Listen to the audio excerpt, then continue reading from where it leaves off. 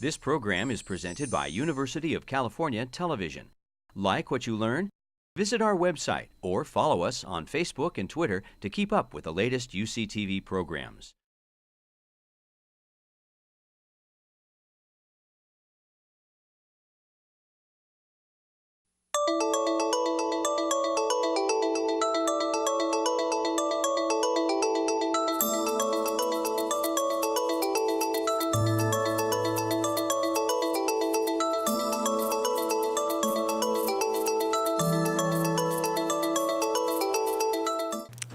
So to kick off today's program, I'm going to introduce Dr. Freise. I'd like to spend a little bit of time talking about every speaker. Dr. Freise, to me, is a consummate transplant surgeon, a tireless worker who just loves operating and can't stop transplanting. And remember one time, he had transplant back to back to back, and he said, I'll be happy if I do 2 more this week. So, and he's also, one of our favorites in terms of being on call together for liver transplant inpatient service. And he's also very active doing research.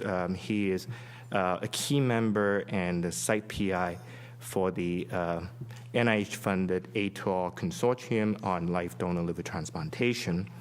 And Chris is going to enlighten us with the experience of A2ALL, what we can learn from the live donor experience.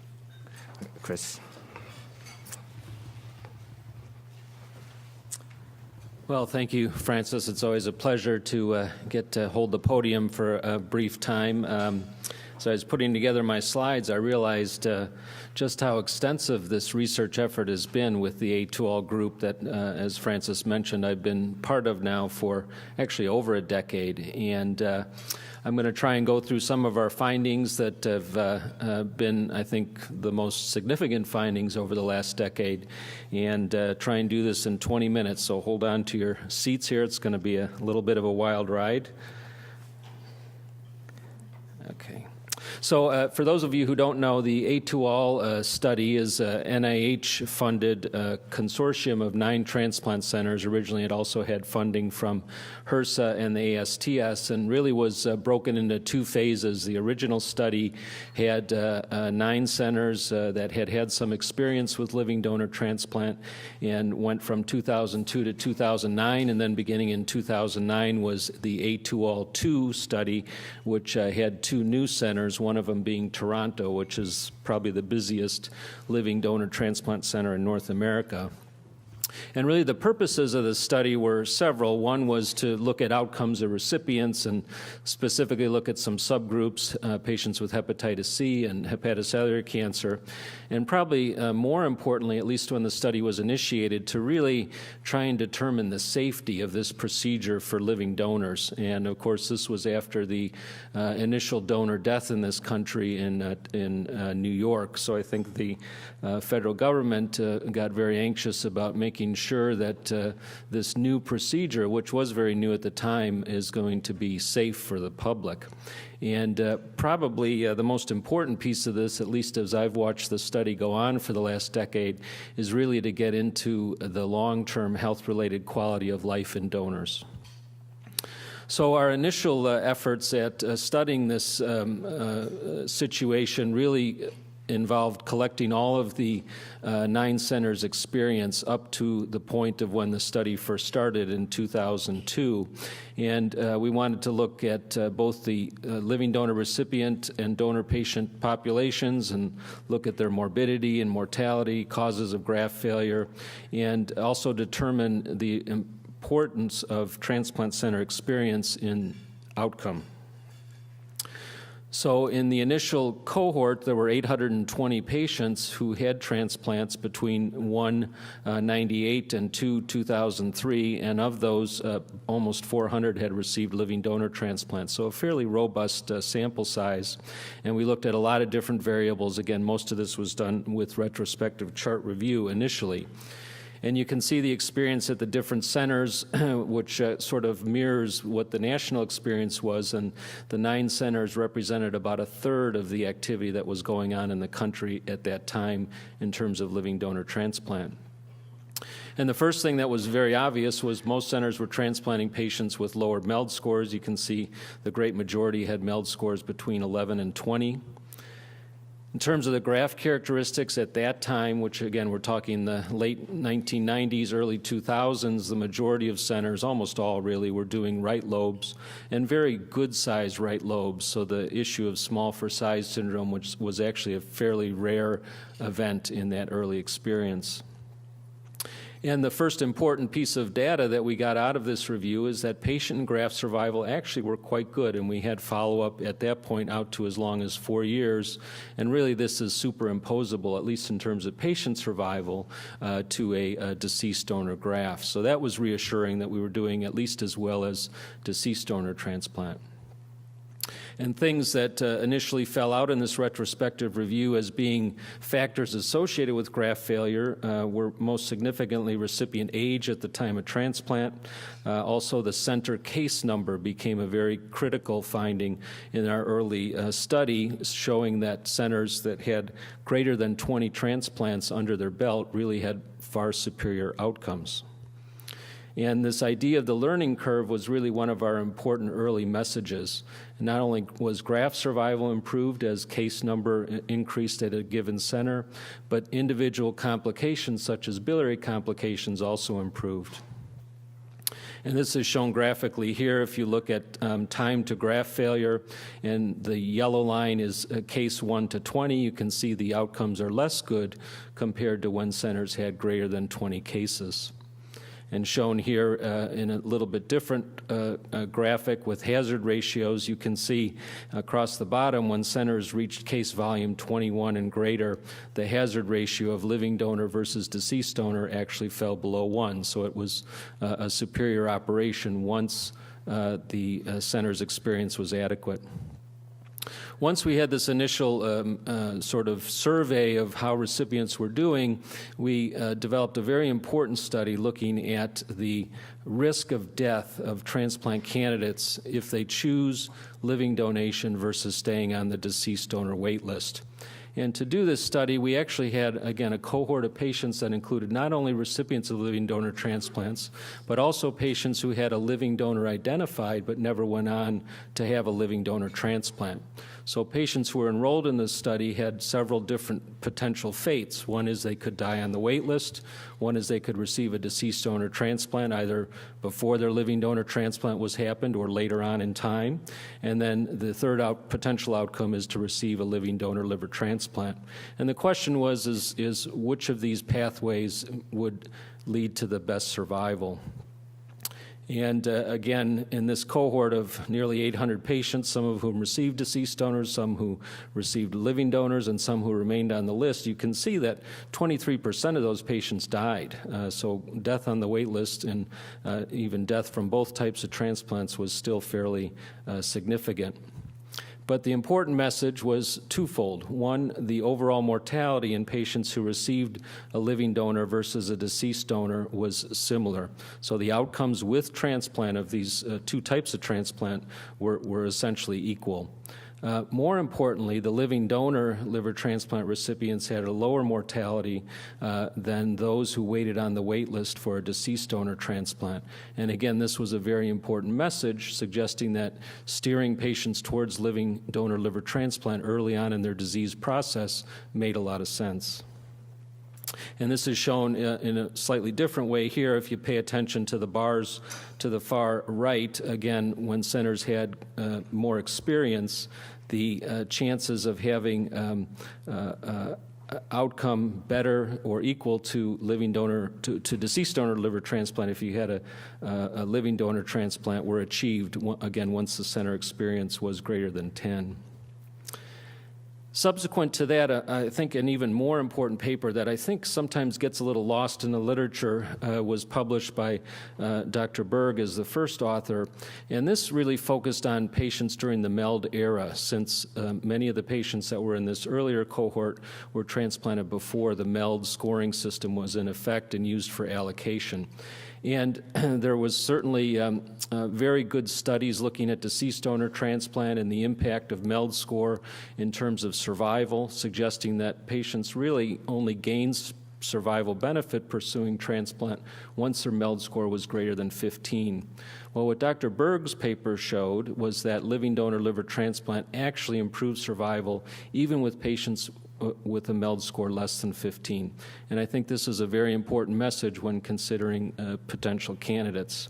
And again, the survival was also equivalent to deceased donor transplant in patients who had MELD scores greater than 15.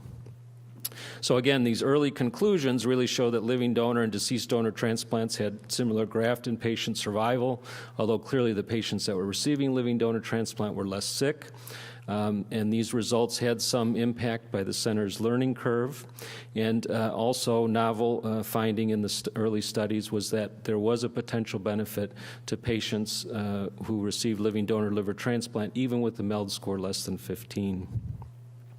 So the next phase of our study really sought to characterize the different complications that recipients of living donor liver transplant could experience. And again, we started by looking at our retrospective cohort chart review, comparing over 300 living donor liver transplants to over 200 deceased donor transplants, and a very detailed data collection. The study was designed in such a way so we could not only capture what the individual complications were, but also grade the complications for severity using a well-accepted Clavian severity grading system. Grade 4 complications are the worst. Those would be complications with either recipient death or need for retransplantation. And the things that became apparent when we looked at these two cohorts, the living donor and deceased donor transplant, was that the melded transplant of the living donor liver transplant recipients was again lower than the deceased donor liver transplant recipients. Again, they were less sick patients. And you're not going to be able to see this, but I'll take my word for it that the recipients of living donor liver transplant generally had a higher rate of technical complications. And biliary complications, as we hopefully all know by now, were higher in recipients of living donor liver transplant. In this particular study, it was 40% versus 24%. But also other technical issues, such as vascular thromboses, were higher in the living donor liver transplant recipients. Biliary leaks improved as center experience improved. We learned that trying to anastomose too many ducts probably didn't make any sense. Biliary strictures also seemed to be better prevented in patients who had roux anastomosis done. So this was a finding of this earlier study. In the subsequent years of the A2ALL study, we, of course, continued to accumulate patients, and a more recent review of recipient complications now included over 500 living donor liver transplant recipients. In this particular study, we excluded the learning curve effect by eliminating the first 20 cases at each center. And again, if you look at outcomes, clearly in these two cohorts, they're different patients. The deceased donor liver transplant patients, many more were in the ICU, many more had renal failure compared to the living donor cohort. And again, this review of this larger collection of patients, prospectively studied, again demonstrated that there is a higher chance of biliary complications, both in the form of biliary stricture and bile leaks in recipients of living donor transplants, and also vascular complications. In the recipients of deceased donor transplants, many of the complications of sicker patients were seen in the postoperative period, including ongoing problems with ascites, pulmonary complications, and other infectious complications. And if you look at time to resolution of these different complications shown graphically here, again, suffice it to say that across the top graphs, the complications of biliary stricture and bile leak were clearly much higher in living donor liver transplant recipients.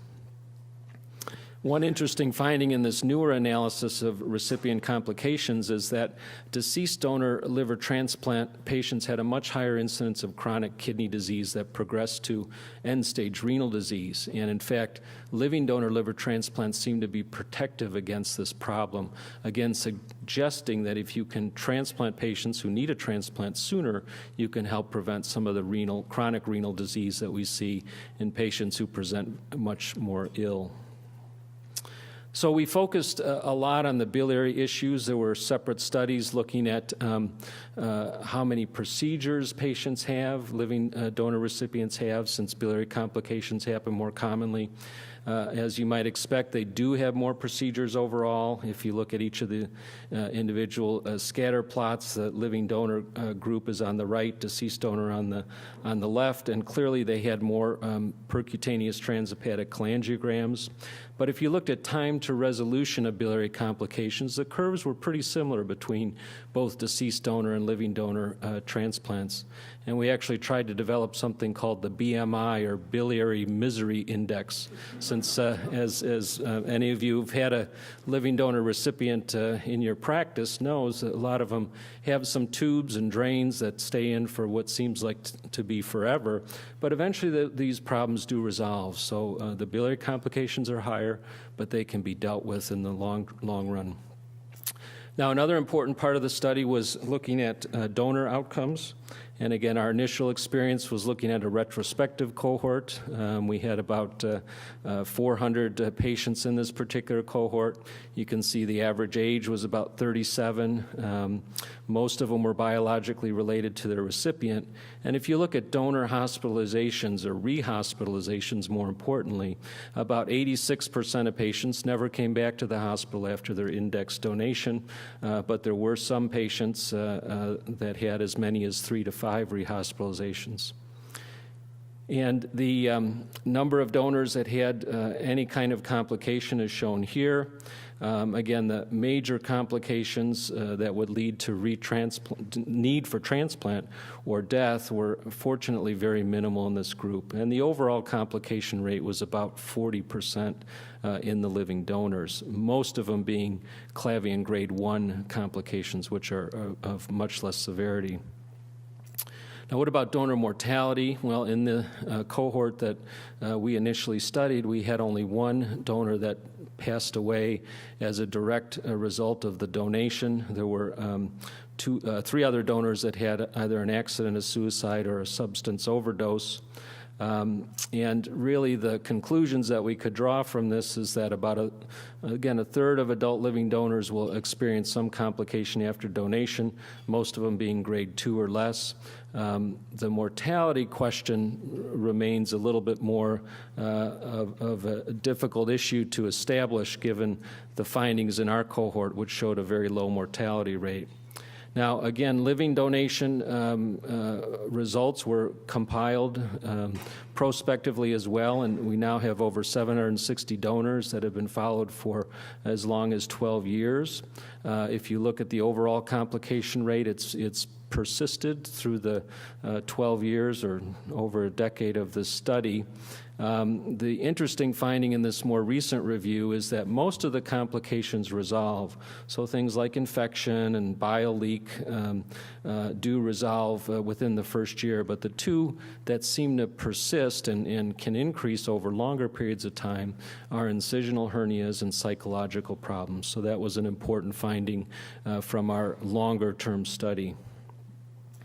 So we also looked at the impact of liver donation on lab values, and we had lab tests at 1 week, 1 month, 3 months, 1 year, and then yearly for nearly 500 donors. And it's very clear that the liver tests return nearly to baseline in all the patients. The one thing that was very interesting was a lower platelet count in about 20% of patients, maybe reflecting some relative portal hypertension and hypersplenism. So that's an area of further study. And getting back to donor mortality, again, we had only one donor that passed away in the cohort, although if you look at national and international statistics, the rate of potential death for a right lobe donor is about 0.5% and about 0.1% for a left lobe donor. And these national and international sort of cataloging of deaths is quite problematic. This was one paper that I looked at that actually reported a death in Northern California that I think was from a paper that we wrote at our own center that was misinterpreted, a line in the paper. So these calculations of international death rates are really somewhat problematic. But I think a rate of about 0.2% is probably in the ballpark. Now, what about liver cancer? This was also an important sub-study of the A2ALL study. We had about 150 patients who underwent a living donor liver transplant. Were in the living donor study, 73 of them getting a deceased donor and 49 who received a living donor. And importantly, the findings in our most recent analysis is that outcomes are very similar. The living donor liver transplant recipients tended to have higher AFPs, larger tumors, further stage of tumors at the time of transplant. And as you might expect, that translates into a greater chance of recurrence. And of course, on explant pathology, the clinical findings were confirmed that the living donor recipients had larger tumor nodules. The overall recurrence rate was about 20 in 122 that were transplanted. But if you adjust for tumor stage, vascular invasion, other clinical features of the tumor, there's really no difference in tumor-free survival between living donor and deceased donor. So this was, again, another important finding. Predictors of HCC recurrence were pretty much what you would expect: larger tumors, vascular invasion, and patients with more nodules on their explant.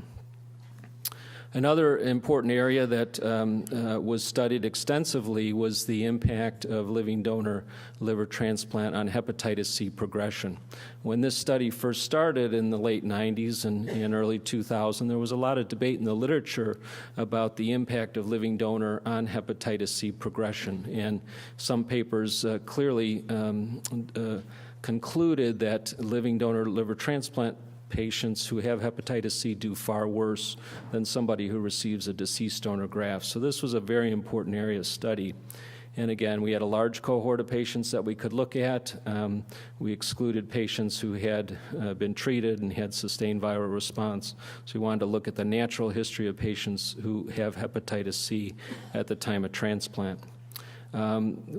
Liver biopsies, which had been obtained post-transplant at regular intervals, were read centrally.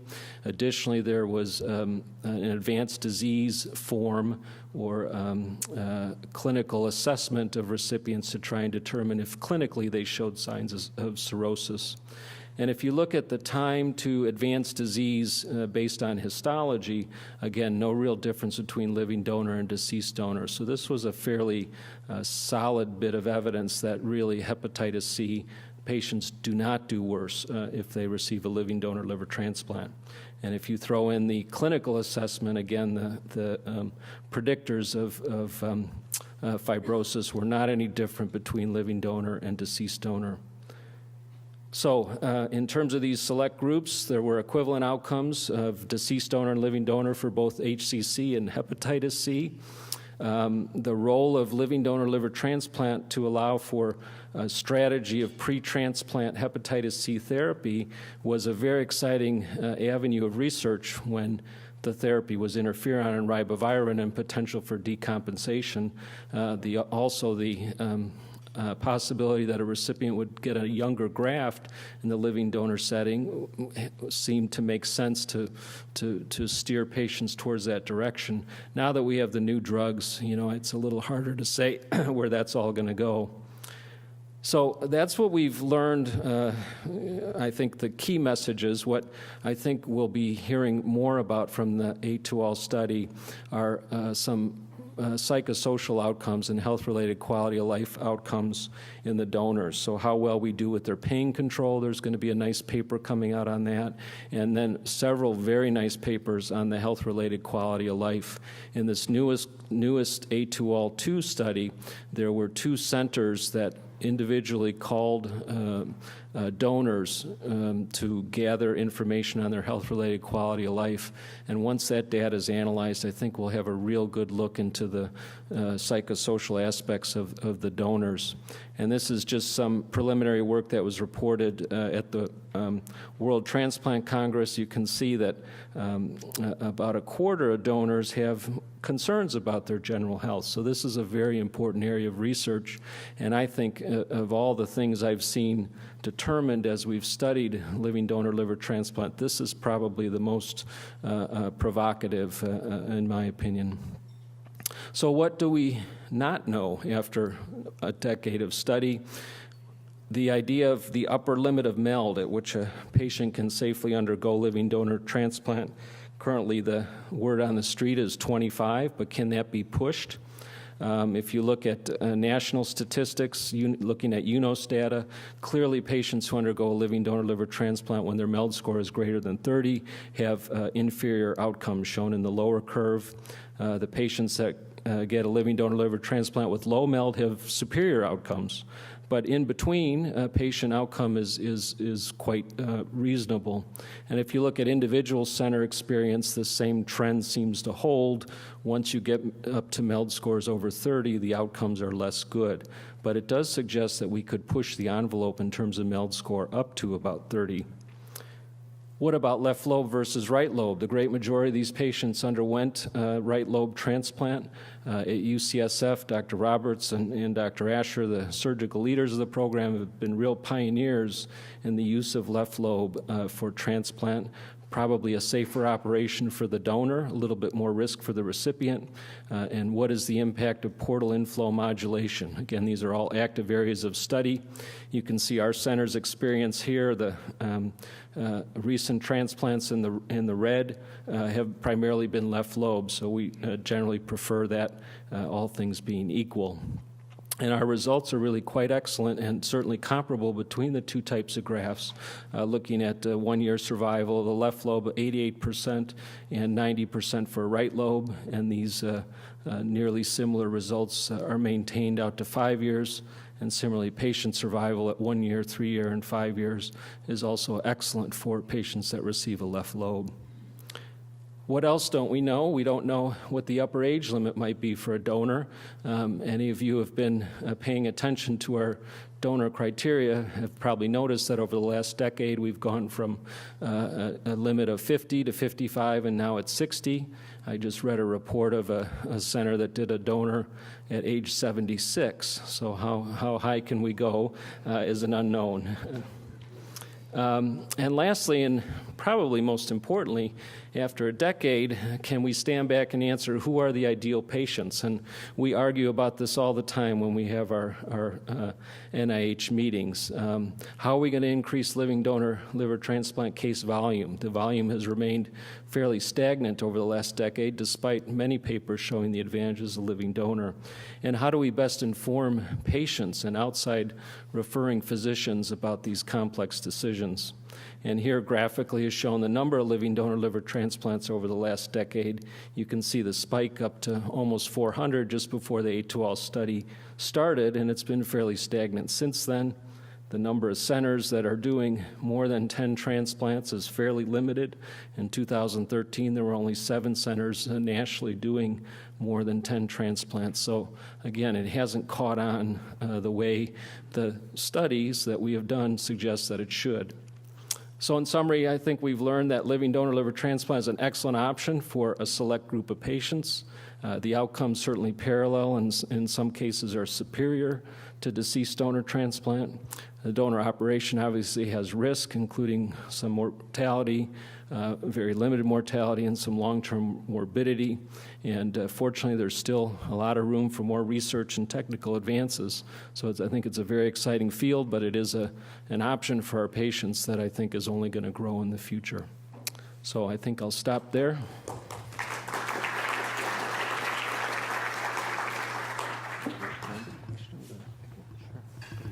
All right, I guess. That's great, Chris. Any questions for Dr. Freise? Can I put you on the spot Sure. a little bit?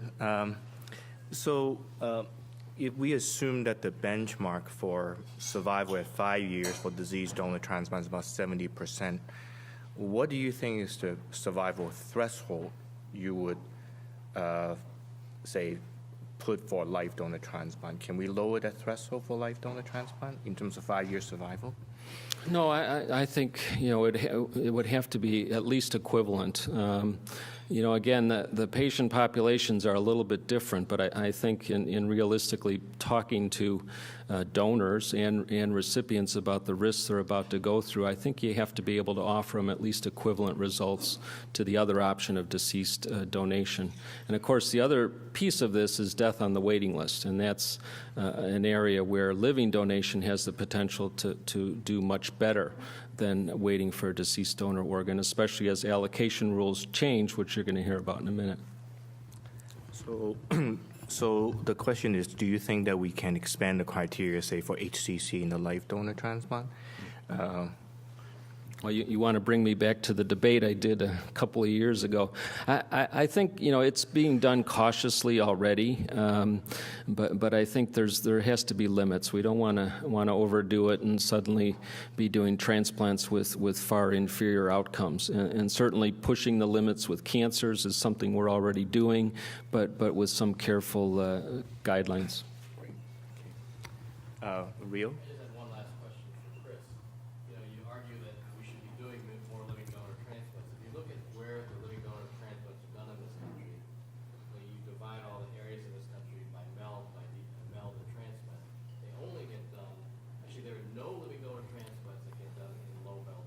Right. Zero. Right. The only ones that occur actually in this country are in areas where the MELD score is pretty high. Yeah. Do you think that the current environment justifies doing transplants at all in those areas? Well, what I like to think about is the analogy with kidney transplant.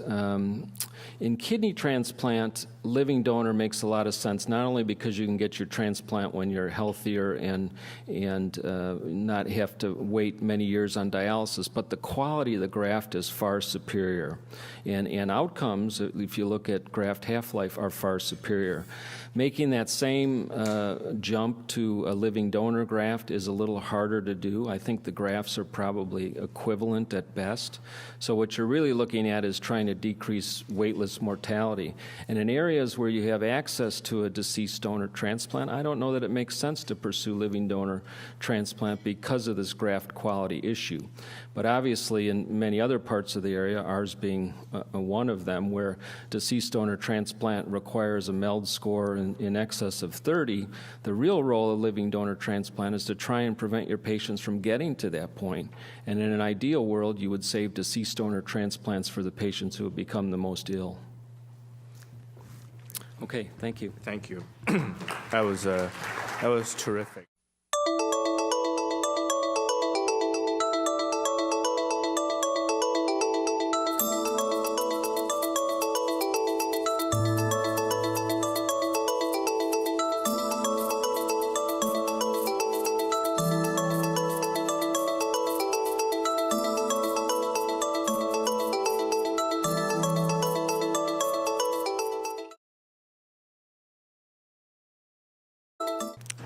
So to kick off today's program, I'm going to introduce Dr. Freise. I'd like to spend a little bit of time talking about every speaker. Dr. Freise, to me, is a consummate transplant surgeon, a tireless worker who just loves operating and can't stop transplanting. And remember one time, he had transplant back to back to back, and he said, I'll be happy if I do 2 more this week. So, and he's also, one of our favorites in terms of being on call together for liver transplant. In the 2 phases, the original study had 9 centers that had some experience with living donor transplant and went from 2002 to 2009, and then beginning in 2009 was the A2ALL 2 study, which had 2 new centers, one of them being Toronto, which is probably the busiest living donor transplant center in North America. And really the purposes of the study were several. One was to look at outcomes of recipients and specifically look at some subgroups, patients with hepatitis C and hepatocellular cancer. And probably more importantly, at least when the study was initiated, to really patient service. And he's also very active doing research. He is a key member and the site PI for the NIH-funded A2ALL Consortium on live donor liver transplantation. And Chris is going to enlighten us with the experience of A2ALL, what we can learn from the live donor experience. Chris. Well, thank you, Francis. It's always a pleasure to get to hold the podium for a brief time. So I was putting together my slides, I realized just how extensive This program is presented by University of California Television. Like what you learn? Visit our website or follow us on Facebook and Twitter to keep up with the latest UCTV programs.